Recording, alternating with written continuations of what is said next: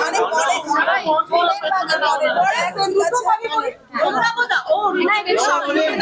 পরে যাই আমি তো আরো কথা শুনতে পাচ্ছি। জিনাকে কোন রূপে দেখা যাবে ফার্স্টে শুনি এই মহালয়াতে? মা অন্নপূর্ণা। কিন্তু একটু যদি বলো সেই হাসি যদিও জিনা খাওয়াতে ভালোবাসে মানুষজন, তো সেই হিসেবে না সেটা তো আলাদা, কিন্তু এই যে মা অন্নপূর্ণা দেব দেবী এই ব্যাপারটা না মানে খুব ভালো এক্সপিরিয়েন্স। অবভিয়াসলি মহালয়া করাটা I think it's a privilege আমাদের সবার জন্য, কিন্তু কতটা পেরেছি আমি জানি না। কিন্তু খুব ভালো লেগেছে, খুব খুব ভালো লেগেছে। আর আমি তো কোয়েলদিকেই দেখছিলাম, মানে মুগ্ধ হয়ে কোয়েলদিকে দেখছিলাম, মানে এত গ্রেসফুল কোয়েলদি ইজ। আর প্লাস আমার যে রিল লাইফ বর সেখানে শিব, তো এই যে পুরো আমার ছেলে মেয়েও ছিল, ছোট ছোট লক্ষ্মী গণেশ হয়েছিল। তো আই থিঙ্ক দ্য এন্টায়ার এক্সপিরিয়েন্সটা আমি খুব এনজয় করেছি। অত গয়নাগাটি করে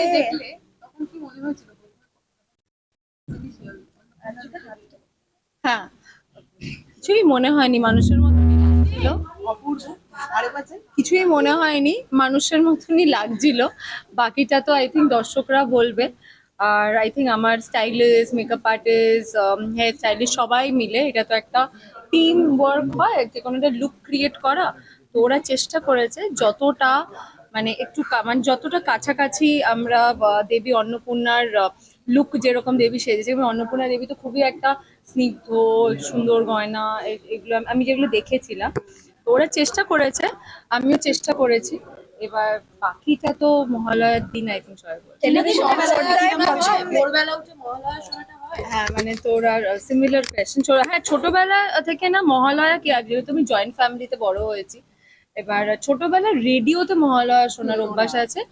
মানে ভোরবেলা দিদা দাদু রেডিও চালিয়ে দিত, আর দিদা দাদু বাবা মা জেঠু জেঠি সবাই চা খেতে খেতে মহালয়া শুনতো, আর আমরা ভাই বোনেরা বসে বসে শুনতাম। অতটা মানে ওই ওই যে শুনছি একসাথে বসে, ফিলিংটাই খুব ভালো লাগতো।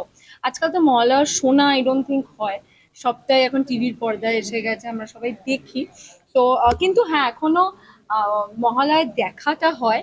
যত রাতেই ঘুমোই না কেন, অনেক সময় এরকমও হয়েছে মহালয়া দেখে তারপর ঘুমোতে গেছি, কিন্তু ওইটা একটা আলাদা। বাট আমি ছোটবেলাটা খুব মিস করি, ওই দিদা দাদুর সাথে বসে মহালয়া দেখা। অনেক কিছু বুঝতে পারতাম না, ওরা ওদের মতন করে ভীষণ সুন্দর করে বোঝাতেন। আই থিঙ্ক ওইটা খুবই মিস করি। টেলিভিশনের পর্দায় পছন্দের মানে মহালয়ায় পছন্দের দুর্গা যদি জানতে চাই কে? ডেফিনেটলি কোয়েলদি। মানে কোয়েলদি, ফার্স্ট অফ অল কোয়েলদি is a beautiful dancer. I think কোয়েলদি is very graceful, very beautiful. Plus কোয়েলদির চোখে একটা অদ্ভুত পাওয়ার আছে। আই থিঙ্ক চোখটা না আমার জন্য খুব important for any character, for any actor. চোখটা খুব পাওয়ারফুল হতে হবে, চোখটা খুব ইম্পর্টেন্ট। আই থিঙ্ক কোয়েলদি has got very expressive eyes. আর এখন আমি কোয়েলদিকে হয়তো মা দুর্গা হিসেবে দেখছি, বা ছোটবেলা থেকে তো কোয়েলদিকেই আমরা দেখেছি।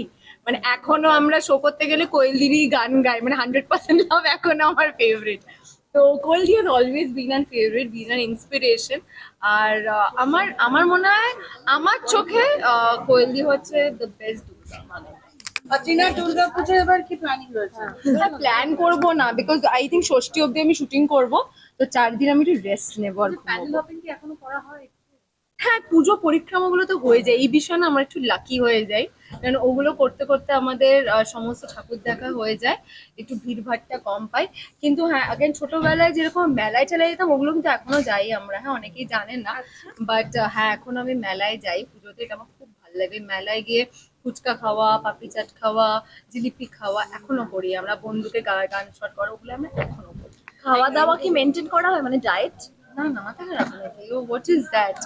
তো পুজোর সময় একদম ডায়েট টায়েটের কোনো কিছুই নেই, সমস্ত কিছু খাই, সমস্ত কিছু। অষ্টমীর অঞ্জলি, দশমীর সিঁদুর খেলা, এগুলো ম্যান্ডেট, ওটা একদম ম্যান্ডেট। অষ্টমীতে যবে থেকে বিয়ে হয়েছে সকালবেলা আমি আর আমার শাশুড়ি মেনলি যাই অঞ্জলি দিতে, কারণ আরেকজন ঘুম থেকে উঠতে পারেন না, সপ্তমীতে অনেক রাত হয় ওই জন্য।